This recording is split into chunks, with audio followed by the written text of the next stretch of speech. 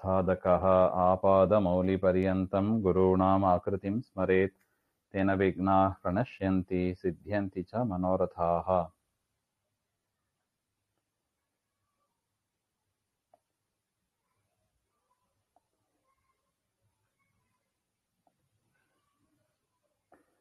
ಶ್ರೀ ಗುರುಭ್ಯೋ ನಮಃ. ಹರಿಕಥಾಮೃತಸಾರ ಗುರುಗಳ ಕರುಣದಿಂದ ಪಣಿತು ಪೇಳುವೆ, ಪರಮ ಭಗವದ್ ಭಕ್ತರಿದನಾಧರದಿ ಕೇಳುವುದು. ಹರಿಕಥಾಮೃತಸಾರ ಬಿಂಬೋಪಾಸನ ಸಂಧಿಯಲ್ಲಿ 11ನೇ ಪದ್ಯ. ಪರಿಚ್ಛೇದತ್ರಯ ಪ್ರಕೃತಿಗಳೊಳಗಿರುತಿಹನು ವಿಶ್ವಾದಿರೂಪವಧರಿಸಿ ಆತ್ಮಾದಿತ್ರಿರೂಪದಿ ಈಶನತ್ರಯದಿ ಸುರುಚಿ ಜ್ಞಾನಾತ್ಮಸ್ವರೂಪದಿ ತುರಿಯ ನಾಮಕ ವಾಸುದೇವನ ಸ್ಮರಿಸು ಮುಕ್ತಿ ಸುಖಪ್ರದಾಯಕ ನೀತನಹುದೆಂದು. ಪರಿಚ್ಛೇದತ್ರಯ ಪ್ರಕೃತಿಗಳೊಳಗೆ ಅಂದರೆ ಸತ್ವ ಪರಿಚ್ಛೇದ, ರಜಸ್ ಪರಿಚ್ಛೇದ, ತಮಸ್ ಪರಿಚ್ಛೇದ ಅಂತ 3 ಪರಿಚ್ಛೇದ. ಪರಿಚ್ಛೇದ ಅಂದ್ರೆ ವಿಭಾಗ ಅಂತ. ಆ ತರ 3 ವಿಭಾಗಗಳುಳ್ಳ ಪ್ರಕೃತಿಯಲ್ಲಿ ಪರಮಾತ್ಮ ವಿಶ್ವಾದಿ ರೂಪದಿ ಅಂದ್ರೆ ವಿಶ್ವ, ತೇಜಸ, ಪ್ರಾಜ್ಞ ಅಂತ. ಸತ್ವದಲ್ಲಿ ವಿಶ್ವ, ರಜಸ್ಸಿನಲ್ಲಿ ತೇಜಸ, ತಮಸ್ಸಿನಲ್ಲಿ ಪ್ರಾಜ್ಞ ಅಂತ 3 ರೂಪವನ್ನು ಧರಿಸಿ ಆ ಪ್ರಕೃತಿಯ ಗುಣಗಳು ಆಗುವಂತೆ ಮಾಡ್ತಾನೆ. ಪರಮಾತ್ಮ ಪ್ರಕೃತಿಯಲ್ಲಿ 3 ಗುಣಗಳಲ್ಲಿ ತಾನು ಪ್ರವಿಷ್ಟನಾಗಿದ್ದಾನೆಂಬುದು ಆ 3 ರೂಪ. ಅದನ್ನು ಇಲ್ಲಿ ತಿಳಿಸಿಕೊಡ್ತಾ ಇದ್ದಾರೆ. ಈಶನತ್ರಯದಿ, ಈಶನ ಅಂತ 3. ಆ 3 ತ್ರಯ ತಾರೇಶನ, ಪುತ್ರೇಶನ, ವಿತ್ತೇಶನ ಅಂತ.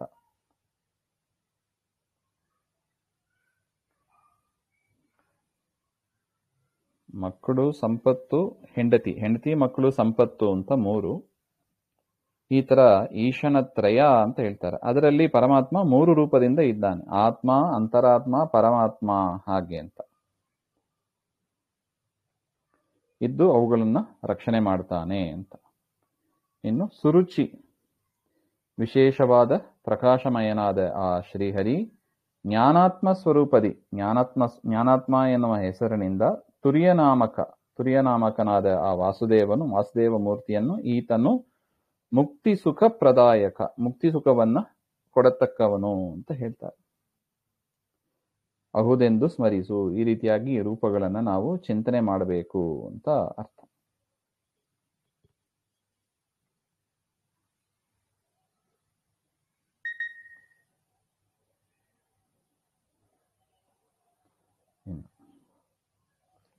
ಕಮಲ ಸಂಭವ ಜನಕ ಜಡ ಜಂಗಮರೊಳಗೆ ನೆಲೆಸಿದ್ದು ಕ್ರಮವ್ಯುತ್ಕ್ರಮದಿ ಕರ್ಮವ ಮಾಡಿ ಮಾಡಿಸುತ್ತಿಪ್ಪ ಬೇಸರದೆ ಕ್ಷಮ ಸಮೀಹನಾಹ್ವಯ ಸುಮನಸಾಸುರರ ಒಳಗೆ ಮಮ ಅಹಂ ಎಂದುಪಾಸನೆಗೈವ ಪ್ರಾಂತದಲ್ಲಿ. ಕಮಲ ಸಂಭವ ಜನಕ, ಬ್ರಹ್ಮದೇವರಿಗೂ ತಂದೆಯಾದ ಪರಮಾತ್ಮ ವಾಸುದೇವನು ಜಡ ಜಂಗಮರೊಳಗೆ ನೆಲೆಸಿದ್ದು. ಜಡ ಅಂದ್ರೆ ಜಡ ಪದಾರ್ಥಗಳು, ಜಂಗಮ ಅಂದ್ರೆ ಚೇತನರು, ಅವರಲ್ಲಿ ನೆಲೆಸಿದ್ದು, ಅವರಲ್ಲಿ ಇದ್ದು. ಕ್ರಮ ವ್ಯುತ್ಕ್ರಮದಿ, ಕ್ರಮ ಅಂದ್ರೆ ಮಾಡತಕ್ಕದ್ದು ಪುಣ್ಯಗಳು, ಪುಣ್ಯಕರ್ಮಗಳು. ವ್ಯುತ್ಕ್ರಮ ಅಂದ್ರೆ ಅದಕ್ಕೆ ವಿರುದ್ಧವಾದದ್ದು ಪಾಪಕರ್ಮಗಳು. ಪುಣ್ಯ ಪಾಪಗಳನ್ನ ಅಂತ ಕರ್ಮವ ಬೇಸರದೆ, ತಾನು ಎಂದಿಗೂ ಬೇಸರ ಪಡದೆ ಆ ರೀತಿಯಾಗಿ ಪುಣ್ಯ ಪಾಪ ಕರ್ಮಗಳನ್ನ ತಾನು ಮಾಡಿ ಮಾಡಿಸುತ್ತಿಪ್ಪ, ತಾನು ಮಾಡಿ ಜೀವರ ವತಿಯಿಂದ ಮಾಡಿಸ್ತಾನೆ ಅಂತ ಅರ್ಥ.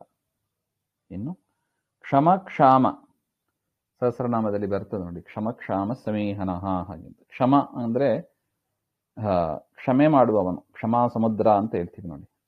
ಭಕ್ತರು ಮಾಡೋದೇ ಆ ತಪ್ಪುಗಳನ್ನ ಕ್ಷಮಿಸ್ತಾನೆ. ಕ್ಷಾಮ ಹಾಗೆ ಅಂದ್ರೆ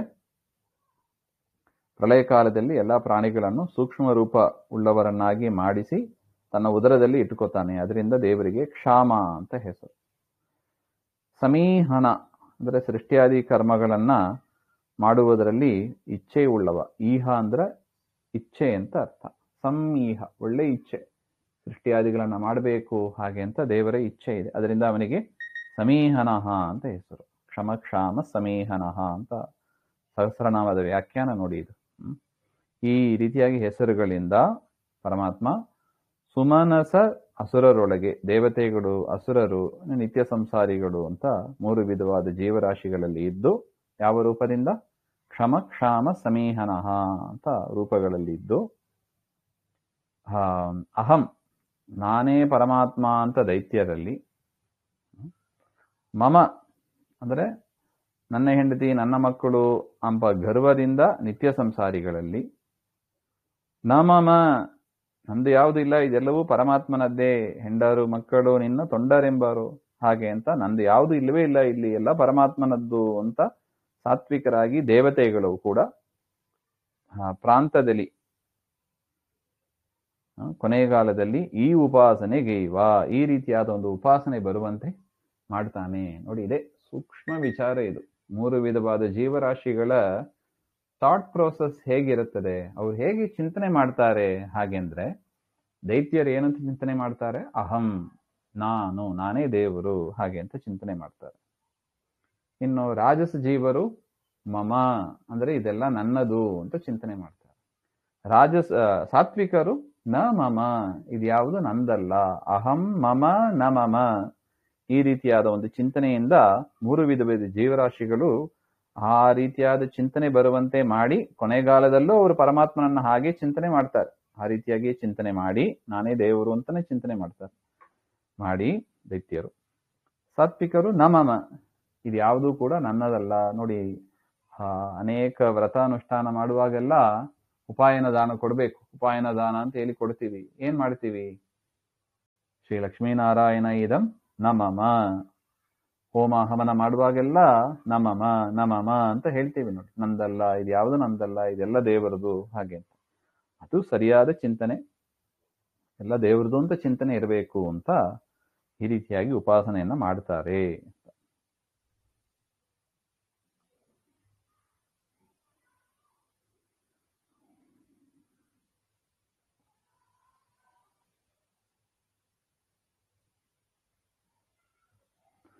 ಈ ಸಮಸ್ತ ಜಗತ್ತು ಈಶಾವಾಸ್ಯವೆನಿಪುದು ಕಾರ್ಯರೂಪನು ನಾಶವಾದರು ನಿತ್ಯವೇ ಸರಿ ಕಾರಣ ಪ್ರಕೃತಿ.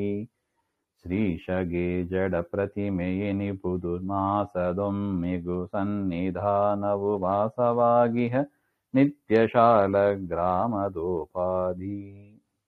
ಈ ಸಮಸ್ತ ಜಗತ್ತು ಈಶಾವಾಸ್ಯವೆನಿಪುದು. ಈಶಾವಾಸ್ಯ ಅಂದ್ರೆ ಏನು? ಪರಮಾತ್ಮನ ವಾಸಕ್ಕೆ ಯೋಗ್ಯವಾದದ್ದು ಅಂತ. ಇಡೀ ಜಗತ್ತು ಅಂದ್ರೆ ಯಾರಿರ್ತಾರೆ ಅದರಲ್ಲಿ? ಜೀವರು, ಜಡರು ಇಬ್ಬರೇ ಇರೋದು ಜಗತ್ತು ಅಂದ್ರೆ. ಇಂತಹ ಜೀವ ಜಡಾತ್ಮಕವಾದ ಈ ಜಗತ್ತಿನಲ್ಲಿ ಪರಮಾತ್ಮ ಅದೆಲ್ಲವೂ ಕೂಡ ಅವನ ವಾಸಸ್ಥಾನ ಆಗಿದೆ. ಅದು ಜಡ ಇರಬಹುದು, ಅದು ಜೀವರು ಇರಬಹುದು, ಯಾರೇ ಇರಲಿ, ಸಾತ್ವಿಕರು, ರಾಜಸರು, ತಾಮಸರು, ಎಲ್ಲರಲ್ಲೂ ಕೂಡ ಪರಮಾತ್ಮ ವಾಸವಾಗಿದ್ದಾನೆ.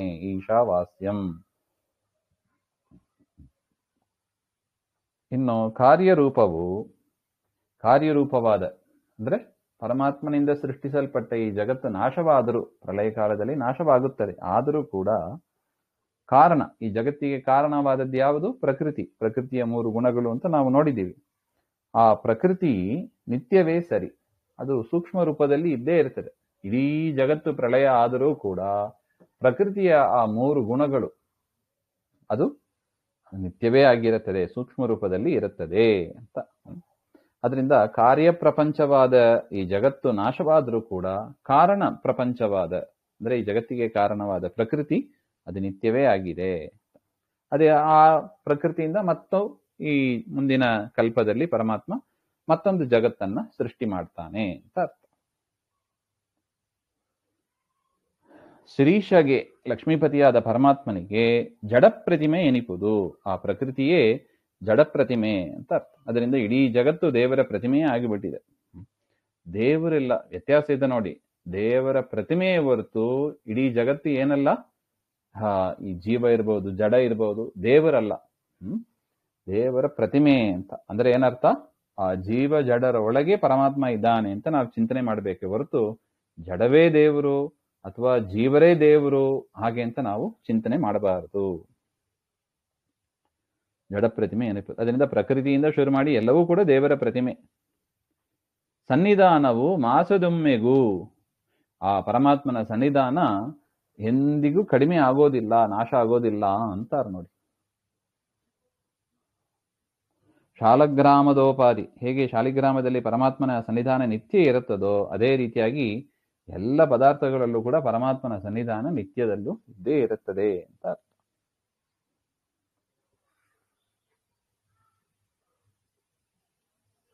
ನೋಡಿ, ಈ ರೀತಿಯಾದ ಒಂದು ಚಿಂತನೆ ಬಂದ್ಬಿಟ್ರೆ ನಮಗೆ ಯಾರ ಮೇಲೆ ಕಾಮ, ಕ್ರೋಧ, ಲೋಭ, ಮೋಹ, ಮದ, ಮಾತ್ಸರ ಬರಲಿಕ್ಕೆ ಸಾಧ್ಯ? ಎಲ್ಲವೂ ದೇವರದೇ, ದೇವರೇ ಎಲ್ಲ ಕಡೆ ಇದ್ದಾನೆ. ದೇವರನ್ನ ಮರೆತರೆ ನಮಗೆ ತೊಂದರೆ, ಹೌದು. ದೇವರನ್ನ ಸ್ಮರಿಸಿಕೊಂಡು ಇದ್ದರೆ ಆ ದೇವರು ಎಲ್ಲ ಕಡೆ ಇದ್ದಾನೆ, ವ್ಯಾಪ್ತನಾಗಿದ್ದಾನೆ ಅಂತ ಚಿಂತನೆ ಮಾಡಿಬಿಟ್ರೆ ದುಃಖ, ಮೋಹ, ಭಯ ಇದೆಲ್ಲ ಹೇಗೆ ಬರ್ಲಿಕ್ಕೆ ಸಾಧ್ಯ? ಬರೋದಿಲ್ಲ ಅಂತ ಅರ್ಥ ನೋಡಿ. ಏಕಮೇವ ದ್ವಿತೀಯ ರೂಪ ಅನೇಕ ಜೀವರೊಳಿದ್ದು ತಾ ಪ್ರತ್ಯೇಕ ಕರ್ಮವ ಮಾಡಿ ಮೋಹಿಸುತ್ತಿಪ್ಪ ತಿಳಿಸದಲೇ ಮೂಕ ಮದಿರಾಂತಾದಿನಾಮದಿ ಈ ಕಳೆ ಬರದೊಳಗೆ ಕರೆಸುವ ಮಾಕಲತ್ರನ ಲೌಕಿಕ ಮಹಾಮಹಿಮೆಗೆ ನಂಬೆ. ಏಕಮೇವ ಅದ್ವಿತೀಯಂ ಅಂದ್ರೆ ಏನರ್ಥ? ಪರಮಾತ್ಮನೇ ಸರ್ವ ಸ್ವತಂತ್ರನಾಗಿದ್ದಾನೆ, ವ್ಯಾಪ್ತನಾಗಿದ್ದಾನೆ. ಆ ಪರಮಾತ್ಮ ಒಬ್ಬನೇ ಇದ್ದಾನೆ ಹಾಗೆ ಅಂತಲ್ಲ ಶ್ರುತಿಯ ಅರ್ಥ ಇದೆ. ಅದ್ವಿತೀಯ ರೂಪ, ಅಂತಹ ಪರಮಾತ್ಮನಿಗೆ ಸಮವಾದ ಅಧಿಕವಾದ ರೂಪ ಅಂತ ಯಾವುದೂ ಇಲ್ಲ.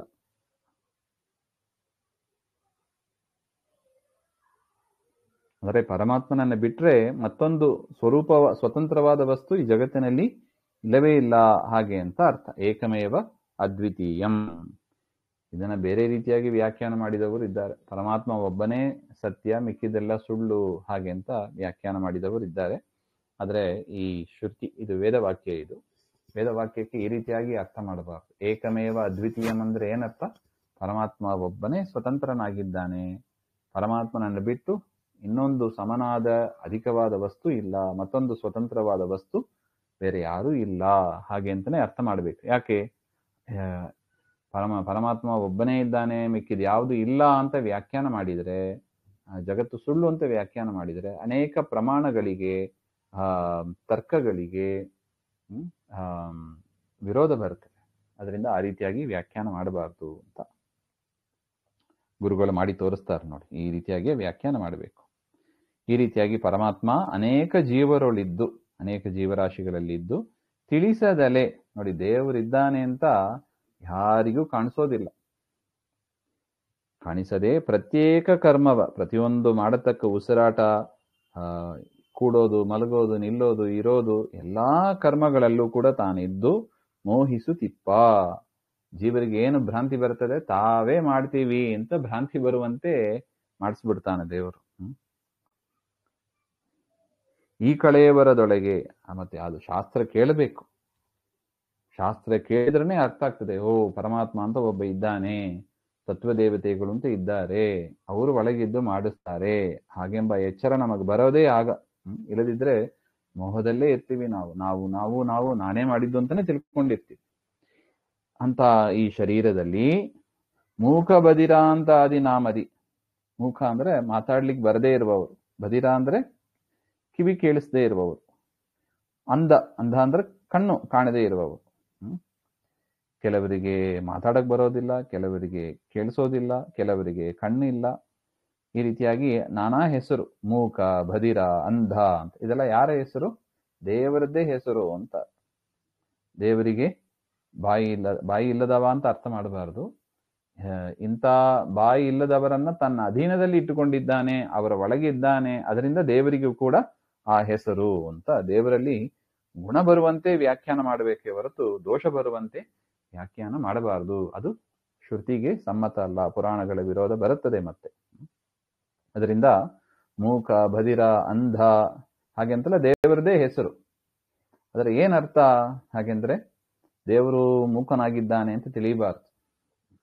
ಜಗತ್ತಿನಲ್ಲಿ ಯಾರ್ಯಾರು ಮೂಕರು ಅಂತ ಇದ್ದಾರೆ, ಮಾತಾಡ್ಲಿಕ್ಕೆ ಬರದೇ ಇದ್ದವರು ಅಂತ, ಅವರೆಲ್ಲ ಪರಮಾತ್ಮನ ಅಧೀನದಲ್ಲಿ ಇದ್ದಾರೆ.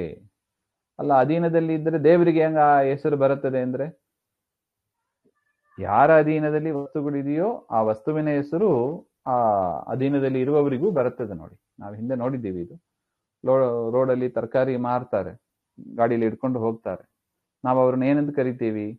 ತರಕಾರಿ ಅಂತಾನೆ ಕರಿತೀವಿ. ಯಾಕೆ? ತರಕಾರಿ ಅವರ ಅಧೀನದಲ್ಲಿ ಇದೆ. ತರಕಾರಿ ಬಾ ಅಂದ್ರೆ ಅವರು ಬರ್ತಾರೆ. ನೋಡಿ, ನಾನು ಯಾಕೆ ತರಕಾರಿ ಅಂತ ಕರೆದಿ ಅಂತ ಅವ್ರೇನು ಬೇಸರ ಮಾಡ್ಕೊಳ್ಳಲ್ಲ. ಮತ್ತು ಆಟೋ ಬಾ ಅಂತ ಕರೆದ್ರೆ ಆಟೋ ಬರ್ತಾರೆ. ಯಾಕೆ? ಆಟೋ ಅವರ ಅಧೀನದಲ್ಲಿ ಇದೆ. ಅವ್ರೇನ್ ಬೇಸರ ಮಾಡ್ಕೋತಾರ ನನ್ನನ್ನು ಯಾಕೆ ಆಟೋ ಅಂತ ಕರೆದಿ ಅಂತ? ಆಟೋ ಅವರ ಅಧೀನದಲ್ಲಿದೆ. ಹೇಗೋ ಅದೇ ತರ ಮೂಕ, ಬಧಿರ, ಅಂಧ ಇದೆಲ್ಲವೂ ಕೂಡ ದೇವರ ಹೆಸರೇ ಅಂತ ತಿಳಿದು ಮಾಕಳತ್ರನ ಲಕ್ಷ್ಮೀಪತಿಯಾದ ಆ ಪರಮಾತ್ಮನ ಲೌಕಿಕ ಮಹಾಮಹಿಮೆಗೆ ಏನೆಂಬೆ, ಏನು ಅಂತ ವರ್ಣನೆ ಮಾಡ್ಲಿ ಆ ಪರಮಾತ್ಮನ ಮಹಿಮೆ, ಮಹಾಮಹಿಮೆ ಅದು, ಹಾಗೆ ಅಂತ ಹೇಳ್ತಾರೆ.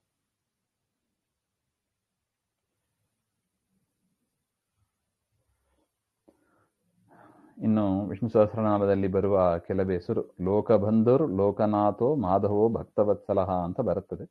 ಅದರ ವ್ಯಾಖ್ಯಾನವನ್ನು ಮಾಡ್ತಾ ಇದ್ದಾರೆ ನೋಡಿ. ಲೋಕಬಂಧುರ್ ಲೋಕನಾಥ, ಲೋಕಬಂಧುರ್ ಲೋಕನಾಥ, ವಿಶೋಕ ಭಕ್ತರ ಶೋಕನಾಶನ, ಶ್ರೀಕರಾರ್ಚಿತ ಶೋಕದಂತದಲಿಪ್ಪ ಸರ್ವರುಳು, ಸಾಗುವನು ಸಜ್ಜನರ ಪರಮ ಕೃಪಾಕರೇಶ, ಪಿನಾಕಿ ಸನ್ನುತ ಸ್ವೀಕರಿಪ ಆನತರು ಕೊಟ್ಟ ಸಮಸ್ತ ಕರ್ಮಗಳ. ಲೋಕಬಂಧು, ದೇವರೇನಾಗಿದ್ದಾನೆ?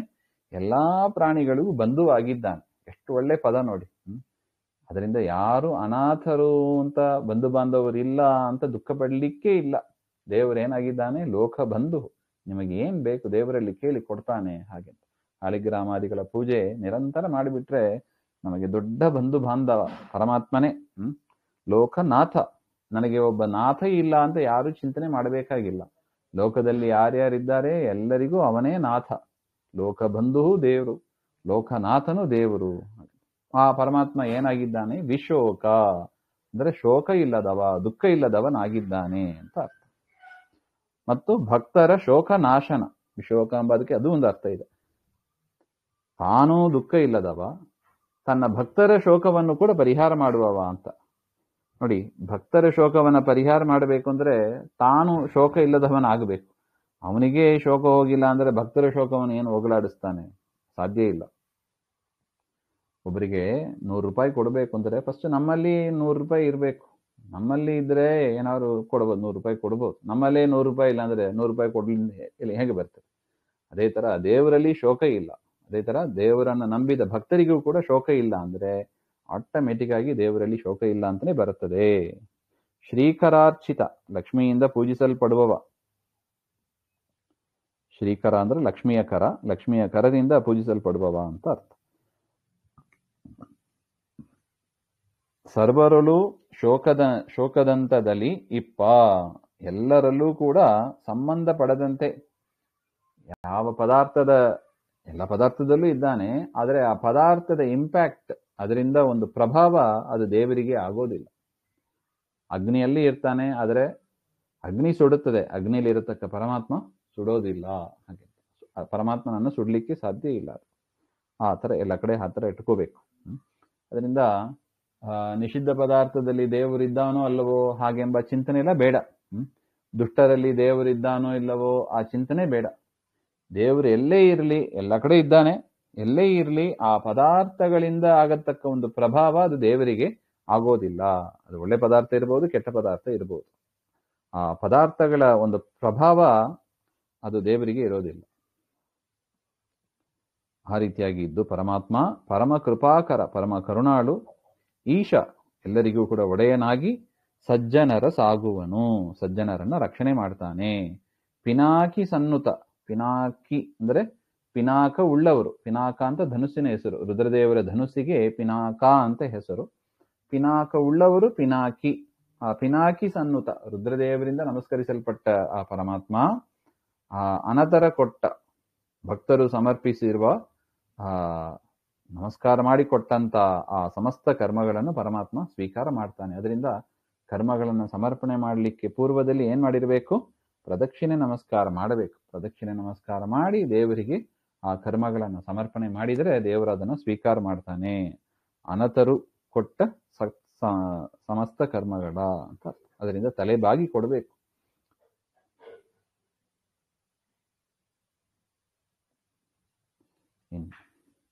ಆಹಿತ ಪ್ರತಿಮಗಳೆನಿಸುವವು ದೇಹ ಗೇಹಾಪತ್ಯ ಸತಿ ಧನ ಲೋಹ ಕಾಷ್ಟ ಶಿಲಾಮೃದಾತ್ಮಕವಾದ ದ್ರವ್ಯಗಳು.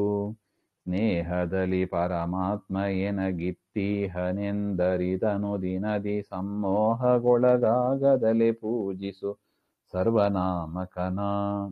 ಆಹಿತ ಪ್ರತಿಮೆಗಳೆನಿಸುವವು. ಮುಂದೆ ಒಂದಷ್ಟು ಲಿಸ್ಟ್ ಹೇಳ್ತಾರೆ, ದೊಡ್ಡ ಲಿಸ್ಟ್. ಅದೆಲ್ಲವೂ ಕೂಡ ಏನು ಅಂತ, ಪರಮಾತ್ಮನ ಆಹಿತ ಪ್ರತಿಮೆಗಳು ಅಂತ ಚಿಂತನೆ ಮಾಡಬೇಕು ಅಂತ. ಅದ್ಯಾವುದದು?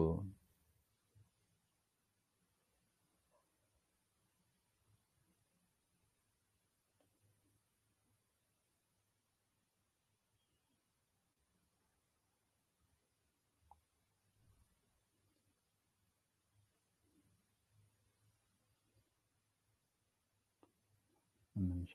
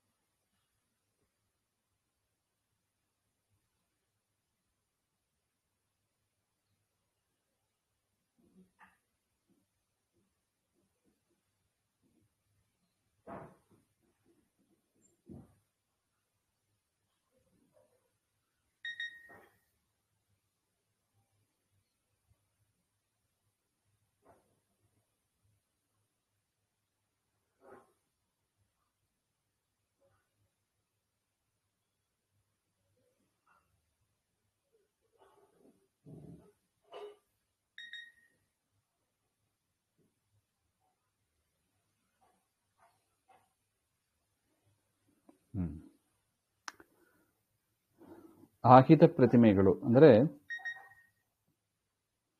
ದೇಹ ಗೇಹ ಅಪತ್ಯ ಸತಿ ಧನ. ದೇಹ ಅಂದ್ರೆ ಈ ಶರೀರ, ಗೇಹ ಅಂದ್ರೆ ಮನೆ, ಅಪತ್ಯ ಅಂದ್ರೆ ಮಕ್ಕಳು, ಸ್ತ್ರೀಯರಿರ್ಬೋದು ಪುರುಷರಿರ್ಬೋದು, ಅಂದ್ರೆ ಗಂಡು ಮಕ್ಕಳು ಹೆಣ್ಣು ಮಕ್ಕಳು ಯಾರು ಬೇಕಾದ್ರೆ ಇರಲಿ. ಸತಿ ಹೆಂಡತಿ, ಧನ ಅಂದ್ರೆ ಸಂಪತ್ತು, ಲೋಹ ಕಾಷ್ಟ ಮೃತಾತ್ಮಕವಾದ, ಲೋಹದಿಂದ ಆದ ಪ್ರತಿಮೆಗಳು ಅಥವಾ ಕಾಷ್ಟ ಮರದಿಂದ ಆದದ್ದು, ಮೃತಾತ್ಮಕವಾದದ್ದು ಮಣ್ಣಿನಿಂದ ಆದದ್ದು, ಅದರಿಂದ ಆದ ದ್ರವ್ಯಗಳು, ಮತ್ತು ಸ್ನೇಹದಲ್ಲಿ ಇದೆಲ್ಲದರಲ್ಲೂ ಕೂಡ ಸ್ನೇಹದಲ್ಲಿ ಪರಮಾತ್ಮನು ಎನಗಿತ್ತಿಹನೆಂದರಿತು. ಇದೆಲ್ಲವನ್ನು ಕೂಡ ಪರಮಾತ್ಮ ನನ್ನ ಸಾಧನೆಗಾಗಿ ನನಗೆ ಕೊಟ್ಟಿದ್ದಾನೆ. ಎಷ್ಟು ಮುಖ್ಯವಾದ ಚಿಂತನೆ ಇರಬೇಕು ನೋಡಿ. ಹೆಂಡತಿ, ಮಕ್ಕಳು, ಮನೆ, ಬಾಗಿಲು, ಸಂಪತ್ತು, ಪ್ರತಿಮೆಗಳು ಎಲ್ಲ ದೇವರು ಕೊಡ್ತಾನೆ. ಯಾಕೆ? ನನ್ನ ಸಾಧನೆಗಾಗಿ ಕೊಟ್ಟಿದ್ದಾನೆ. ಅದನ್ನೇ ದಾಸರು ಹೇಳ್ತಾರೆ ನೋಡಿ, ಸಾಧನ ಶರೀರವಿದು ನೀ ದಯದಿ ಕೊಟ್ಟದ್ದು ಅಂತ. ಈ ರೀತಿಯಾಗಿ ತಿಳಿದು ಅನುದಿನದಿ ಪ್ರತಿ ದಿವಸದಲ್ಲೂ ಕೂಡ ಸಮ್ಮೋಹಕ್ಕೆ ಒಳಗಾಗದಲೆ, ಅದು ಬೇಕು ಇದು ಬೇಕು, ಅದು ಬೇಡ ಇದು ಬೇಡ, ಯಾವುದು ಹೇಳಬೇಡ. ದೇವರು ಏನ್ ಕೊಟ್ಟಿದ್ದಾನೋ ಅದನ್ನ ಸಂತೋಷವಾಗಿ ಇಷ್ಟಪಟ್ಟು ಸ್ವೀಕಾರ ಮಾಡಿ, ಪರಮಾತ್ಮನ ಪ್ರತಿಮೆ ಅಂತ ಚಿಂತನೆ ಮಾಡಿ, ಅದನ್ನ ಪರಮಾತ್ಮನ ಸಾಧನೆಗೆ ಹೇಗೆ ಬಳಸೋದು ಅಂತ ಚಿಂತನೆ ಮಾಡಿ ಸಾಧನೆಯನ್ನ ಮಾಡು. ಹಾಗೆ ಅಂತ ಒಳಗಾಗದೆ, ಸಮ್ಮೋಹಕ್ಕೆ ಒಳಗಾಗದಲೆ, ಮೋಹಕ್ಕೆ ಒಳಗಾಗದಲೆ, ಆಸೆ ಮುಂತಾದ ಕಾಮಕ್ರೋಧಾದಿಗಳಿಗೆ ಒಳಗಾಗದಲೆ, ಸರ್ವನಾಮಕನ, ಸರ್ವ ಅಂತ ಹೆಸರುಳ್ಳ, ಸರ್ವ ಅಂದ್ರೆ ಎಲ್ಲಾ ಹೆಸರು ದೇವರದ್ದೇ. ಹಿಂದೆ ಏನ್ ಹೇಳಿದ್ರು, ದೇಹ ಗೇಹ ಸತಿ ಪತಿ ಏನೇ ಇರಲಿ ಅದೆಲ್ಲವೂ ಕೂಡ ದೇವರದೇ ಹೆಸರು, ದೇವರದೇ ರೂಪ, ದೇವರದೇ ಪ್ರತಿಮೆ. ಈ ರೀತಿಯಾಗಿ ಚಿಂತನೆ ಮಾಡಿ ಸರ್ವನಾಮಕನ ಪೂಜಿಸು. ನೋಡಿ, ಇದು ತುಂಬಾ ಮುಖ್ಯವಾದ ಒಂದು ಸಾಧನೆ ನಾವು ಮಾಡಬೇಕಾಗಿರೋದು.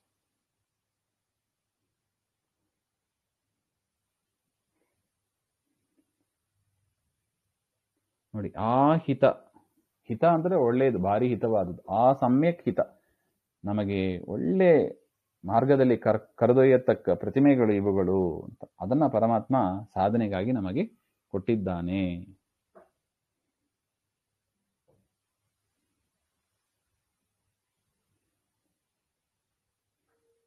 ಶ್ರೀತರುಣಿ ವಲ್ಲಭಗೆ ಜೀವರು ಚೇತನ ಪ್ರತಿಮೆಗಳು ಓತ ಪ್ರೋತನಾಗಿದ್ದೆಲ್ಲರುಳು ವ್ಯಾಪಾರ ಮಾಡುತಿಹ.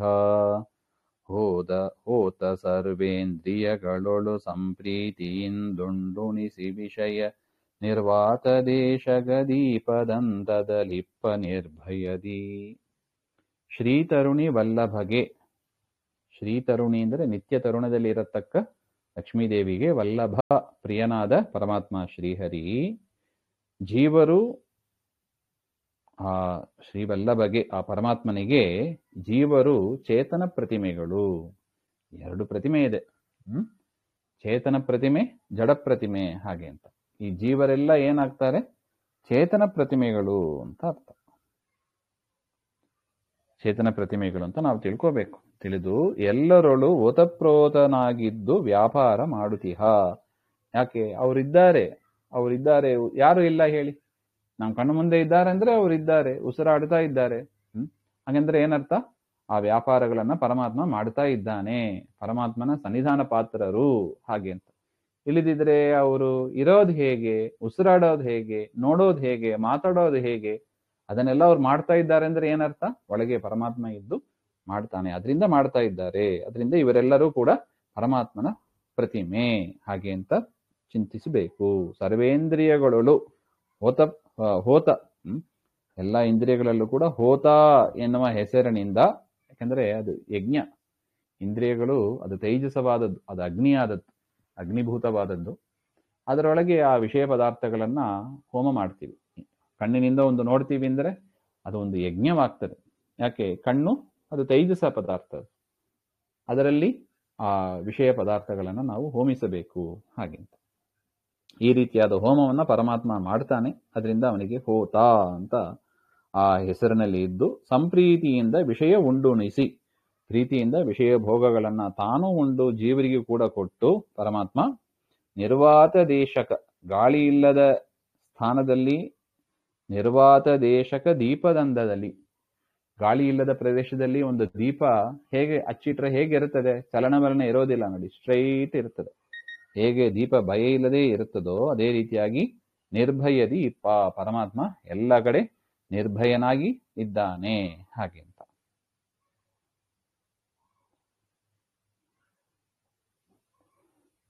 ಓತಪ್ರೋತವಾಗಿ ಅಂತ ಹೇಳ್ತಾರೆ ನೋಡಿ. ಓತಪ್ರೋತ ಅಂದ್ರೆ ಬಟ್ಟೆ ನೂಲಿಂದ ಮಾಡಿರ್ತಾರೆ. ಆ ನೂಲು ಹೇಗೆ ಹಾಕ್ತಾರೆ ನೋಡಿ, ಉದ್ದಕ್ಕೆ ಇರ್ತದೆ, ಅಡ್ಡಕ್ಕೆ ಇರ್ತದೆ, ಉದ್ದಕ್ಕೆ ಇರ್ತದೆ, ಅಡ್ಡಕ್ಕೆ ಇರ್ತದೆ. ಆ ರೀತಿಯಾಗಿ ಆ ಬಟ್ಟೆಯನ್ನು ಆ ರೀತಿಯಾಗಿ ತಯಾರು ಮಾಡ್ತಾರೆ ಅಲ್ಲವೇ? ಆ ದಾರ ಎಲ್ಲಿದೆ? ಆ ದಾರ ಎಲ್ಲ ಬಟ್ಟೆಯಲ್ಲಿ ಎಲ್ಲ ಕಡೆ ಇದೆ. ದಾರ ಇಲ್ಲ ಅಂತ ಒಂದು ಇಲ್ಲವೇ ಇಲ್ಲ ನೋಡಿ, ಬಟ್ಟೆ ಅಂತ ಆದ್ರೆ. ಅದೇ ತರ ಪರಮಾತ್ಮ ಇಲ್ಲದಿದ್ದ ಜಾಗ ಅಂತ ಒಂದು ಇಲ್ಲ. ಹೇಗೆ ಬಟ್ಟೆಯಲ್ಲಿ ನೂಲು ಓತಪ್ರೋತವಾಗಿ ಎಲ್ಲ ಕಡೆ ಹರಡಿದೆಯೋ, ಅದೇ ತರ ಪರಮಾತ್ಮನು ಕೂಡ ಎಲ್ಲ ಪ್ರಾಣಿಗಳಲ್ಲಿ, ಅವರ ಶರೀರದಲ್ಲಿ, ಅವರ ಇಂದ್ರಿಯಗಳಲ್ಲಿ, ರಕ್ತ ಸಂಚರಣೆ ಎಲ್ಲದರಲ್ಲೂ ಪರಮಾತ್ಮ ಇದ್ದು ಮಾಡಿಸ್ತಾನೆ. ಅವನು ಇಲ್ಲದಿದ್ದ ಜಾಗ ಇಲ್ಲ, ಹಾಗೆ ಅಂತ ಚಿಂತನೆ ಮಾಡಬೇಕು. ನಮ್ಮ ಶರೀರದಲ್ಲೂ ಅಷ್ಟೇ, ನಾವು ಕಾಣುವ ಬೇರೆ ಮನುಷ್ಯರಿರ್ಬೋದು ಅಥವಾ ಪ್ರಾಣಿಗಳು, ಪಕ್ಷಿಗಳು, ಜಡವಸ್ತುಗಳು ಯಾವುದೇ ಇರಬಹುದು, ಎಲ್ಲದರಲ್ಲೂ ಈ ರೀತಿಯಾದ ಚಿಂತನೆಯನ್ನ ಮಾಡಬೇಕು ಅಂತ ಹೇಳ್ತಾರೆ. ಇನ್ನು ಭೂತ ಸೋಗಿದ ಮಾನವನು ಬಹು ಮಾತನಾಡುವ ತೆರದಿ ಮಹದದ್ಭೂತ ವಿಷ್ಣುವೇಷದಿಂದಲಿ ವರ್ಧಿಪುದು ಜಗವು. ಕೈದವೋಕ್ತಿಗಳಲ್ಲ ಶೇಷ ಫಣಾದ ಪತ್ರಕ್ಕೆ ಜೀವ ಪಂಚಕ ವ್ರಾತವೆಂದಿಗೂ ಭಿನ್ನ ಪಾದಾಹ್ವಯದಿ ಕರೆಸುವುದು. ಭೂತ ಶೋಕಿದ ಮಾನವನು, ಭೂತಪ್ರೇತಾದಿಗಳಿಂದ ಪೀಡಿಸಲ್ಪಟ್ಟ ಮನುಷ್ಯ ಇದ್ದಾನಲ್ಲ, ಅವನು ಬಹು ಮಾತನಾಡುವ ತೆರದಿ. ಅವನು ಭಾರಿ, ಭೂತಗಳು ಪ್ರೇತಗಳೆಲ್ಲ ಮೈ ಒಳಗೆ ಸೇರಿಕೊಂಡ್ರೆ ಅವರು ಜಾಸ್ತಿ ಮಾತಾಡ್ತಾರಂತೆ. ಪಾಪ ಬೇರೆ ಮಾತಾಡ್ಲಿಕ್ಕೆ ಶಕ್ತಿನೇ ಇಲ್ಲ ಅವರಿಗೆ. ಮನುಷ್ಯರ ದೇಹದ ಒಳಗೆ ಸಿಕ್ಕಿದಾಗೆ ಚಾನ್ಸ್ ಅಂತ ಮಾತಾಡ್ತಾ ಇರ್ತಾರೆ. ಅರ್ಥ ಇರೋದಿಲ್ಲ, ಏನೂ ಇಲ್ಲ, ಏನೇನೋ ಮಾತಾಡ್ತಾ ಇರ್ತಾರೆ. ಹೇಗೋ ಅದೇ ತರ ಮಹದದ್ಭೂತ ವಿಷ್ಣುವೇಷದಿಂದಲಿ. ಇದು ಸಾಮಾನ್ಯ ಭೂತಗಳು. ದೇವರೆಂತವ? ಮಹದ್ಭೂತ ಅಂತಾರೆ. ಏಕೋ ವಿಷ್ಣು ಮಹದ್ಭೂತಂ ಅಂತ ಮಹಾಭಾರತದಲ್ಲೂ ಇದೆ. ದೇವರು ಮಹದ್ಭೂತ, ಭಾರಿ ದೊಡ್ಡ ಭೂತ ಅವನು, ಮಹಾಭೂತ ಅವನು. ಆ ವಿಷ್ಣುವಿನ ಆವೇಶದಿಂದ ನೋಡಿ, ಹೇಗೆ ಭೂತ ಪ್ರವೇಶ ಮಾಡಿದರೆ ಹೆಚ್ಚು ಕಾರ್ಯಗಳು ಆಗ್ತದೆ, ಅದೇ ತರ ಮಹಾಭೂತನಾದ ಪರಮಾತ್ಮನ ಪ್ರವೇಶದಿಂದ, ಅವನ ಆವೇಶದಿಂದ ಇಡೀ ಜಗತ್ತು ವರ್ತಿಪುದು, ನಡೆಯುತ್ತದೆ. ಕೈತವೋಕ್ತಿಗಳಲ್ಲ, ಇದೇನೋ ಮೋಸ ವಂಚನೆ ಅಂತ ತಿಳಿಯಬೇಡಿ. ಈ ಮಾತು ಯಾವ ಮೋಸ ವಂಚನೆಯೂ ಇಲ್ಲ. ಇದು ಸತ್ಯಭೂತವಾದ ವಿಚಾರ. ಇದು ಶೇಷಪಣಾದ ಪತ್ರಗೆ ಜೀವಪಂಚಕ ವ್ರಾತ. ಶೇಷಪಣಾದ ಪತ್ರ ಅಂದ್ರೆ ಶೇಷದೇವರನ್ನೇ ಛತ್ರಿಯಾಗಿ ಇಟ್ಕೊಂಡಿರುವ ಆ ಪರಮಾತ್ಮನಿಗೆ ಈ ದೇವತೆಗಳು, ಗಂಧರ್ವರು, ಪಿತೃಗಳು, ಮನುಷ್ಯರು, ಅಸುರರು, ಇದೆಲ್ಲವೂ ಕೂಡ ಬೇರೆ ಬೇರೆ ಸಮೂಹ. ಜೀವ ಪಂಚಕ, ಈ 5 ವಿಧವಾದ ಜೀವರಾಶಿಗಳು ಏನಿದ್ದಾರೆ ಅದು ಎಲ್ಲರೂ ದೇವರ ಪ್ರತಿಮೆಯೇ. ಆ ರೀತಿಯಾಗಿ ಇದ್ದು ಎಂದಿಗೂ ಭಿನ್ನಪಾದಾಹ್ವಯದಿ, ಅವರೆಲ್ಲರೂ ಕೂಡ ಭಿನ್ನಾಂಶರು. ಭಿನ್ನಪಾದ, ಪಾದ ಅಂದ್ರೆ ಅಂಶ ಅಂತ ಅರ್ಥ. ಭಿನ್ನಪಾದಾಹ್ವಯದೆ, ಭಿನ್ನಾಂಶರು ಅಂತ ಕರೆಸಿಕೊಳ್ಳಲ್ಪಡುವವರಾಗಿ ಇದ್ದಾರೆ. ಯಾರು? ದೇವತೆಗಳು, ಗಂಧರ್ವರು, ಪಿತೃಗಳು, ಮನುಷ್ಯರು, ಅಸುರರು, ಹಾಗೆ ಎಲ್ಲರೂ ಕೂಡ ಭಿನ್ನಾಂಶರು. ನಾವು ಆರಂಭದಲ್ಲಿಯೇ ನೋಡಿದ್ದೀವಿ. 2 ವಿಧವಾದ ಅಂಶಗಳು ಇದ್ದಾರೆ. ಒಂದು ಸ್ವರೂಪಾಂಶ, ಭಿನ್ನ ಅಂಶ ಅಂತ. ಅಂದ್ರೆ ಪರಮಾತ್ಮನ ಒಂದು ಪಾರ್ಟ್ ಎಂಬ ಅರ್ಥದಲ್ಲಿ ಬರ್ತದೆ. ಅದರ ಪಾರ್ಟ್ ಅಂತ ಅರ್ಥ ಇಲ್ಲ. ಅದು ಒಟ್ಟು ಏನರ್ಥ? ಸ್ವರೂಪಾಂಶ ಅಂದ್ರೆ ಏನರ್ಥ? ದೇವರೇ ಮತ್ಸ್ಯಕೂರ್ಮಾದಿ ರೂಪದಿಂದ ಇದ್ದಾನೆ ಅಂತ ಅರ್ಥ. ದೇವರು ಬೇರೆ ಇಲ್ಲ, ಅಂದ್ರೆ ಮೂಲ ರೂಪ ಬೇರೆ ಇಲ್ಲ, ಅವತಾರ ಬೇರೆ ಇಲ್ಲ. ಅಂಶ ಅಂಶಿ ಭಾವ ಅಂತ ಕರೀತಾರೆ ಇದನ್ನು. ಇದು ಸ್ವರೂಪಾಂಶ, ಅಂದ್ರೆ ದೇವರು ತಾನೇ ಮತ್ಸ್ಯಕೂರ್ಮಾದಿ ರೂಪದಿಂದ ಇದ್ದಾನೆ. ಇನ್ನು ಜೀವರು, ಅವರೆಲ್ಲ ಎಂಥವರು? ಪರಮಾತ್ಮನ ಭಿನ್ನಾಂಶರು. ಇಲ್ಲಿ ಅಂಶ ಶಬ್ದಕ್ಕೆ ಏನರ್ಥ? ಪರಮಾತ್ಮನ ಅಧೀನದಲ್ಲಿದ್ದು ಪರಮಾತ್ಮನಿಗೆ ಸದೃಶರಾಗಿ ಇರ್ತಾರೆ ಅಂತ ಅರ್ಥ. ಪರಮಾತ್ಮನ ಅಧೀನದಲ್ಲಿ ಇದ್ದು ಪರಮಾತ್ಮನಿಗೆ ಸದೃಶರಾಗಿ ಇರ್ತಾರೆ ಹೊರತು ಅವರು ಪರಮಾತ್ಮನೇ ಆಗಿರೋದಿಲ್ಲ ಅಂತ ಒಟ್ಟು. ಈ ರೀತಿಯಾಗಿ ಅವ್ರನ್ನ ಭಿನ್ನಾಂಶರು ಅಂತ ಕರೀತಾರೆ ಅಂತ ಒಟ್ಟು ಹೇಳ್ತಾರೆ.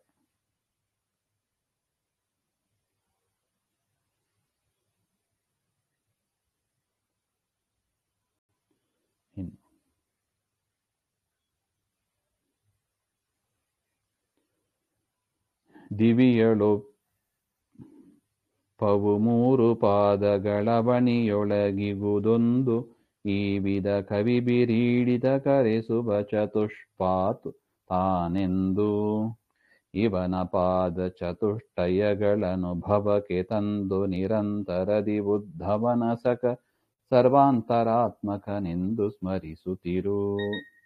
3 ಪಾದಗಳು ಯಾವುದು? ಅನಂತಾಸನ, ವೈಕುಂಠ, ನಾರಾಯಣ ಅಂತ. ಇದೆಲ್ಲ ಪರಮಾತ್ಮನ ಸ್ವರೂಪಾಂಶಗಳು, ಅಂದರೆ ಪರಮಾತ್ಮನದ್ದೇ ರೂಪಗಳು. ದಿವಿಯೊಳಿಪ್ಪವು, ಬ್ರಹ್ಮಾಂಡದೇ ಹೊರಗಡೆ ಇರತಕ್ಕ ರೂಪಗಳು ಅಂತ ಹೇಳ್ತಾರೆ. ಬ್ರಹ್ಮಾಂಡದ ಹೊರಗಡೆ, ನಾವೆಲ್ಲ ಬ್ರಹ್ಮಾಂಡದ ಒಳಗೆ ಇದ್ದೀವಿ. ಭೂಲೋಕ, ಸತ್ಯಲೋಕದಿಂದ ಶುರು ಮಾಡಿ ಪಾತಾಳ ಲೋಕ ತನಕ ಇದೆಲ್ಲ ಬ್ರಹ್ಮಾಂಡದ ಒಳಗಿನ ಲೋಕಗಳು. ಬ್ರಹ್ಮಾಂಡದ ಹೊರಗೆ ಇರತಕ್ಕ ಪರಮಾತ್ಮನ ರೂಪ ಯಾವುದು? ಅನಂತಾಸನ, ವೈಕುಂಠ, ನಾರಾಯಣ ಅಂತ ಪರಮಾತ್ಮನ ಸ್ವರೂಪಾಂಶ. ಅದು ಬ್ರಹ್ಮಾಂಡ ಬಾಹ್ಯದಲ್ಲಿ ಇರುತ್ತವೆ ಅಂತ. ಅವನಿಯೊಳಗೆ ಇಹದೆಂದು ಹಿಂದಿನ ಪದ್ಯದಲ್ಲಿ ಹೇಳಿದಂತೆ ಭೂಮಿಯಲ್ಲಿ ಎಲ್ಲ ಪ್ರಾಣಿಗಳಲ್ಲೂ ಕೂಡ ಭಿನ್ನಾಂಶರು. ಇದು ಒಂದು ಪಾದ. ಪರಮಾತ್ಮನ ಭಿನ್ನಾಂಶರು ಯಾರು? ಈ ಜೀವರು. ಭೂಮಿಯಲ್ಲಿ ಯಾರ್ಯಾರಿದ್ದಾರೆ ಪ್ರಾಣಿಗಳು ಎಲ್ಲರೂ ಕೂಡ ಪರಮಾತ್ಮನ ಭಿನ್ನಾಂಶರು. ಇದು 3 ಪಾದದಲ್ಲಿ ಒಂದು ಪಾದ ಅಂತ ಹೇಳ್ತಾರೆ. 4 ಪಾದದಲ್ಲಿ ಒಂದು. ಈ ವಿಧ ಕವಿಬಿರೀಡಿತ, ಜ್ಞಾನಿಗಳಿಂದ ಸ್ತುತಿಸಲ್ಪಡತಕ್ಕನಾದ ಶ್ರೀಹರಿ ಚತುಷ್ಪಾತ್, 4 ವಿಧವಾದ ಅಂಶಗಳು ಉಳ್ಳವ ಅಂತ. ಚತುಷ್ಪಾತ್ ಅಂತ ಈ ರೀತಿಯಾಗಿ ಕರೆಸಿಕೊಳ್ಳಲ್ಪಡುವವನಾಗಿ ಇದ್ದಾನೆ ಅಂತ. 3 ಪಾದಗಳು ಯಾವುದು? ಬ್ರಹ್ಮಾಂಡದ ಹೊರಗೆ ಅನಂತಾಸನ, ವೈಕುಂಠ, ನಾರಾಯಣ ಅಂತ 3 ಪಾದ ಹೊರಗಡೆ ಇದೆ, ಅದು ಸ್ವರೂಪಾಂಶ. ಇನ್ನು ಬ್ರಹ್ಮಾಂಡದ ಒಳಗೆ ತಾನು ಪುರುಷ ಎನ್ನುವ ರೂಪದಿಂದ ಭಿನ್ನಾಂಶ. ಪರಮಾತ್ಮನದ್ದೇ ಪುರುಷ ಎನ್ನುವ ರೂಪದಿಂದ ಎಲ್ಲ ಪ್ರಾಣಿಗಳಲ್ಲಿ ಇದ್ದು ಪರಮಾತ್ಮ ಚತುಷ್ಪಾತ್, 4 ಪಾದ ಉಳ್ಳವ ಅಂತ ಹೆಸರುಳ್ಳವನ ಆಗಿದ್ದಾನೆ. ಈ ರೀತಿಯಾಗಿ ಇವನ ಪಾದ ಚತುಷ್ಟಯಗಳ, ಪರಮಾತ್ಮನ 4 ಅಂಶಗಳನ್ನು ಅನುಭವಕ್ಕೆ ತಂದು, ನಮ್ಮ ಅನುಭವಕ್ಕೆ ತಂದುಕೊಂಡು ನಿರಂತರದಿ ಸದಾ ಉದ್ಧವನ ಸಖನಾದ ಶ್ರೀಕೃಷ್ಣನನ್ನು ಸರ್ವಾಂತರಾತ್ಮಕನೆಂದು ಎಲ್ಲರ ಒಳಗೆ ಇದ್ದಾನೆ, ಬ್ರಹ್ಮಾಂಡದವರೆಗೂ ಇದ್ದಾನೆ, ಬ್ರಹ್ಮಾಂಡದ ಒಳಗೂ ಎಲ್ಲಾ ಜೀವ ಜಡರಲ್ಲೂ ಕೂಡ ಇದ್ದಾನೆ ಹಾಗೆ ಅಂತ ಸದಾ ಚಿಂತನೆ ಮಾಡ್ತಾ ಇರು, ಸ್ಮರಿಸುತ್ತೀರು ಹಾಗೆ ಅಂತ ನೋಡಿ. ಇದೆ ಪರಮಾತ್ಮನ ಉಪಾಸನೆ ಮಾಡೋದು ಅಂದ್ರೆ ಈ ರೀತಿಯಾಗಿ ಪರಮಾತ್ಮ ಎಲ್ಲ ಕಡೆ ಇದ್ದಾನೆ ಎಂಬ ಅದನ್ನ ಚಿಂತನೆ ಮಾಡ್ತಾ ಇರ್ಬೇಕು. ಯಾಕೆ? ಕಣ್ಣು ಬಿಟ್ರೆ ಅನೇಕ ವಸ್ತುಗಳನ್ನ ನಾವು ನೋಡ್ತೀವಿ, ನೋಡಿದಾಗ ಪರಮಾತ್ಮನ ಮರೆತು ಆ ವಸ್ತುವಿನ ಬಗ್ಗೆ ನಾವು ಕಾನ್ಸಂಟ್ರೇಟ್ ಮಾಡಕ್ ಶುರು ಮಾಡಿಬಿಡ್ತೀವಿ. ಹಂಗ್ ಮಾಡಬೇಡಿ ಅಂತಾರೆ ಗುರುಗಳು. ಒಂದು ಪುಸ್ತಕ ನೋಡಿದಿರಿ ಅಥವಾ ಏನೋ ಒಂದು ಪೆನ್ನು, ಅಡಿಗೆ ಪದಾರ್ಥಗಳು, ಯಾವುದನ್ನ ನೋಡಿದರೂ ಕೂಡ ಇದು ಪರಮಾತ್ಮ, ಇದು ಪರಮಾತ್ಮ, ಇದು ಪರಮಾತ್ಮನ ಪ್ರತಿಮೆ, ಒಳಗೆ ಪರಮಾತ್ಮ ಇದ್ದಾನೆ ಅಂತ ನಮ್ಮ ಸ್ಮರಣೆಗೆ ತಂದುಕೋಬೇಕು. ಆಗ ದೇವರನ್ನ ನೋಡೋದಂತೂ ಅನಿವಾರ್ಯ, ನೋಡುವಾಗ ಮರಿಬಾರ್ದು, ಮರೆಯದಂತೆ ದೇವರನ್ನ ಸ್ಮರಿಸಿಕೊಂಡು ನಾವು ಮಾಡಬೇಕು ಅಂತ ಕೊಟ್ಟು.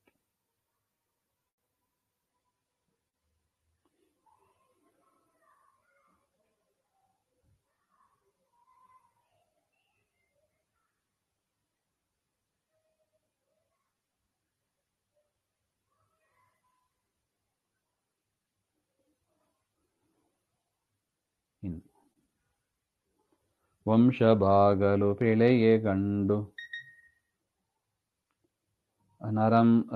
ನರಂಸದಲಿ ಶೋಭಿಪುದು ಭಾಗದ ವಂಶಪಾಶದಿ ಕಟ್ಟಿಯೇರುವಡೊಂಬ ಮಸ್ತಕಗೆ ಕಂಸಮರ್ಧನ ದಾಸರಿಗೆ ನಿಸ್ಸಂಶಯದಿ ವಂದಿಸದೇನಾ ನಾವಿಧ್ವಂಸನೆಂದು ಅಹಂಕರಿಸೆ ಭವಗುಣದಿ ಬಂಧಿಸುವ.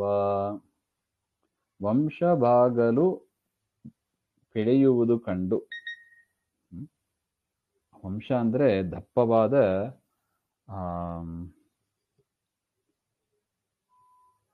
ಏನು ಬ್ಯಾಂಬೂ ಟ್ರೀ. ಆ ಒಂದು ಮರ ಅದು ಬಾಗ್ತದೆ. ಅದು ಆ ಬ್ಯಾಂಬೂ ಟ್ರೀ ಗಾಳಿಗೆ ಬೀಸಿ ಬೀಸಿ ಅದು ಬಗ್ಗಿ ಅದನ್ನ ಏನ್ ಮಾಡ್ತಾರೆ, ಮೇನೆ ಮುಂತಾದನ್ನೆಲ್ಲ ಮಾಡೋದಕ್ಕೆ ಉಪಯೋಗಿಸ್ತಾರೆ. ಅದರಿಂದ ದೇವರ ಮುಂದೆ ಬಗ್ಲಿ ಕಲಿಬೇಕು ಅಂತ ಆ ಮರದಿಂದ ನಾವು ಪಾಠ ಕಲಿಬೇಕು ಅಂತ ಗುರುಗಳು ತಿಳಿಸ್ತಾ ಇದ್ದಾರೆ. ಈ ರೀತಿಯಾಗಿ ಅದನ್ನ ಬಗ್ಗಿಸಿ ಮೇನೆಯಂತೆ ಮಾಡಿ ನರಂಸದಲ್ಲಿ ಆ ಮೇನೆಯನ್ನ ಆ ಮನುಷ್ಯರು ತಮ್ಮ ಭುಜದಲ್ಲಿ ಇಟ್ಕೊಂಡು ಶೋಭಿಪುದು, ಅದು ಶೋಭಿಸ್ತಾ ಇರುತ್ತದೆ. ದೇವರ ಪಲ್ಲಕ್ಕಿ ಉತ್ಸವ ಮಾಡ್ತಾರೆ. ಆ ಬ್ಯಾಂಬೂ ಟ್ರೀಯನ್ನ, ವಂಶವನ್ನ ಭಾಗಿಸ್ತಾರೆ. ಭಾಗಿಸಿದಾಗ ಅದು ಕೂಡ ಬಾಗ್ತದೆ, ಅದು ಮುರಿದೋಗಲ್ಲ. ಬೇರೆ ಮರ ಇದ್ರೆ ಮುರಿದೋಗ್ತದೆ ಅಥವಾ ಬಾಗ್ಸಕ್ಕೆ ಬರೋದಿಲ್ಲ, ಗಟ್ಟಿ ಇದ್ರೂ ಬಾಗ್ಸಕ್ ಬರಲ್ಲ. ಸ್ವಲ್ಪ ಫ್ಲೆಕ್ಸಿಬಲ್ ಇರುತ್ತದೆ ಮತ್ತು ಬಾಗ್ತದೆ, ಮುರಿದೋಗಲ್ಲ. ಅದರಿಂದ ಅದರ ಮೇನೆ ಇತ್ಯಾದಿಗಳನ್ನೆಲ್ಲ ಮಾಡಿ ಭುಜದಲ್ಲಿ ಇಟ್ಕೊಂಡು ಪಲ್ಲಕ್ಕಿ ಸೇವೆ ಅಂತ ಮಾಡ್ತಾರೆ. ಅದು ಚೆನ್ನಾಗಿರುತ್ತದೆ. ಅದೇ ತರ ಭಾಗವತಂಶ, ಭಾಗದ ವಂಶ ಅಂದ್ರೆ ಯಾವುದು ಮರ ಅದು ಬಗ್ಸ್ಲಿಕ್ಕೆ ಆಗೋದಿಲ್ಲ ಅಂತ ಮರವನ್ನ ಏನ್ ಮಾಡ್ತಾರೆ, ಅಂತ ಕೆಲವು ಮರಗಳು ಬಾಗ್ತದೆ, ಕೆಲವು ಮರಗಳು ಬಾಗೋದಿಲ್ಲ, ಗಟ್ಟಿ ಸ್ಟ್ರೈಟ್ ಇರುತ್ತೆ. ತೆಂಗಿನ ಗಿಡ ಎಲ್ಲ ನೋಡಿ ಸ್ಟ್ರೈಟ್, ಬಗ್ಸಕ್ ಆಗೋದಿಲ್ಲ ಅದನ್ನು. ಅಂತ ಮರನೆಲ್ಲ ಏನ್ ಮಾಡ್ತಾರೆ, ಈ ಮ್ಯಾಜಿಕ್ ಮಾಡ್ತಾರಲ್ಲ, ಅವ್ರ ಮೇಲೆ ಕಟ್ಟಿ, ಹಗ್ಗ ಕಟ್ಟಿ ಅದ್ರ ಮೇಲೆ ನಿಂತು ಮ್ಯಾಜಿಕ್ ತೋರಿಸ್ತಾರೆ ಅವರಷ್ಟೇ. ಹೇಗೋ ಅದೇ ತರ ಎರಡು ಉದಾಹರಣೆ ಕೊಟ್ರು. ಬಗ್ಗಿದ್ರೆ ಮೇನೆಯಂತೆ ಮಾಡಿ ಭುಜದಲ್ಲಿ ಇಟ್ಟುಕೊಂಡು ನೋಡ್ಲಿಕ್ಕೆ ಚಂದ ಇರ್ತದೆ. ಇನ್ನು ಭಾಗದೇ ಇದ್ರೆ ಅದರ ಮೇಲೆ ಮನುಷ್ಯರು ತಾವು ನಿಂತು ಡೊಂಬರಾಟವನ್ನ ಮಾಡ್ತಾರೆ ಹಾಗೆ ಅಂತ. ಹೇಗೋ ಅದೇ ತರ ಕಂಸಮರ್ಧನನಾದ ಆ ಪರಮಾತ್ಮನ ದಾಸರಿಗೆ, ಅವನ ಭಕ್ತರಿಗೆ ನಿಸ್ಸಂಶಯದಿ ಎರಗದೆ, ಸಂದೇಹ ಇಲ್ಲದೆ ಗೋಪಿಚಂದನ ಹಚ್ಚಿಕೊಂಡಿದ್ದಾರೆ, ವೈಷ್ಣವರಾಗಿದ್ದಾರೆ ಅಂತ ಕೂಡ್ಲೇ ತಲೆಬಾಗಿ ನಮಸ್ಕಾರ ಮಾಡಬೇಕು. ಯಾರು ಭಾಗೋದಿಲ್ಲ, ಭಾಗದೆ ನಾನು ವಿದ್ವಾಂಸನೆಂದು ಅಹಂಕರಿಸೆ, ನಾನು ವಿದ್ವಾಂಸ ಅಂತ ಅಹಂಕಾರದಿಂದ ತಲೆ ಬಾಗದೇ ಇದ್ದರೆ ಭವಗುಣದಿ ಬಂಧಿಸುವ, ಸಂಸಾರ ಎನ್ನುವ ಹಗ್ಗದಲ್ಲಿ ಇಟ್ಟು ಕಟ್ಟಿ ಹಾಕ್ತಾನೆ. ಹೇಗೆ ಡೊಂಬರಾಟ ಮಾಡುವವ ಆ ಬಾಗದೇ ಇದ್ದ ಮರವನ್ನ ಕಟ್ಟಿಯಾಗಿ ತಾನು ಅದರ ಮೇಲೆ ನಿಂತ್ಕೊಂಡು ಓಡಾಡುತ್ತಾನೆ, ಅದೇ ತರ ಪರಮಾತ್ಮ ಯಾರು ಭಕ್ತರಿಗೆ, ದಾಸರಿಗೆ ತಲೆ ಬಾಗೋದಿಲ್ಲ ಅವರ ಮೇಲೆ ನಿಂತು ಹಗ್ಗದಿಂದ ಕಟ್ಟಿ, ಯಾವ ಹಗ್ಗ, ಸಂಸಾರ ಬಂಧ, ಸಂಸಾರ ಎನ್ನುವ ಬಂಧನದಲ್ಲಿ ಇಟ್ಟು ಅವರನ್ನ ಸಂಸಾರದಲ್ಲೇ ಇಟ್ಟಿರ್ತಾನೆ, ಬಂಧಿಸುವ ಅಂತ. ಅದರಿಂದ ಆ, ಒಂದೇ ಬ್ಯಾಂಬೂ ಟ್ರೀನೇ ಅದು ಆರಂಭದಲ್ಲಿ ಫ್ಲೆಕ್ಸಿಬಲ್ ಇರುತ್ತದೆ. ಅದು ಬೆಳೆದು ಬೆಳೆದು ಬೆಳೆದು ಏನಾಗ್ಬಿಡುತ್ತದೆ, ಅದು ಗಟ್ಟಿಯಾಗಿ ಬಿಡುತ್ತದೆ, ತಲೆ ಬಾಗೋದಿಲ್ಲ.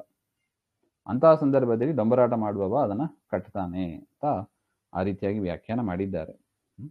ಆದರೆ ಯಾವುದು ಬಾಗದೇ ಇರುತ್ತದೆ ಅದನ್ನ ಡೊಂಬರಾಟ ಮಾಡುವವ ಕಟ್ಟಿ ಅದರ ಮೇಲೆ ನಿಂತ್ಕೊಂಡು ಕುಣಿದಾಡ್ತಾನೆ. ಆ ರೀತಿಯಾಗಿ ಯಾರು ಪರಮಾತ್ಮನ ಭಕ್ತರಿಗೆ ನಮಸ್ಕಾರಾದಿಗಳನ್ನ ಮಾಡೋದಿಲ್ಲ, ಆದರ ತೋರಿಸೋದಿಲ್ಲ, ಅವರನ್ನ ಪರಮಾತ್ಮ ಬಂಧನದಲ್ಲಿ ಇಟ್ಟು ಸಂಸಾರ ಹಗ್ಗದಿಂದ ಕಟ್ಟಿ ಸಂಸಾರ ಎನ್ನುವ ಹಗ್ಗದಲ್ಲಿ ಕಟ್ಟಿ ಇಡ್ತಾನೆ. ಹಾಗೆ ಯಾರು ತಲೆ ಬಾಗ್ತಾರೆ ಅವರನ್ನ ರಕ್ಷಣೆ ಮಾಡ್ತಾನೆ ಅಂತ ಅರ್ಥ. ಮುಂದಿನ ವಿಚಾರ ಮತ್ತೆ ನೋಡೋಣ. ಹರಿಕಥಾಮೃತ ಸಾರ ಗುರುಗಳ ಕರುಣದಿಂದ ಪಣಿತು ಪೇಳುವೆ ಪರಮ ಭಗವದ್ಭಕ್ತರಿದನಾದಿ ಕೇಳುವುದು. ಶ್ರೀ ಮಧ್ವಾಂತರ್ಗತ ಶ್ರೀಕೃಷ್ಣ ಅರ್ಪಣಮಸ್ತು. ಶ್ರೀ ಹರೇ ನಮಃ.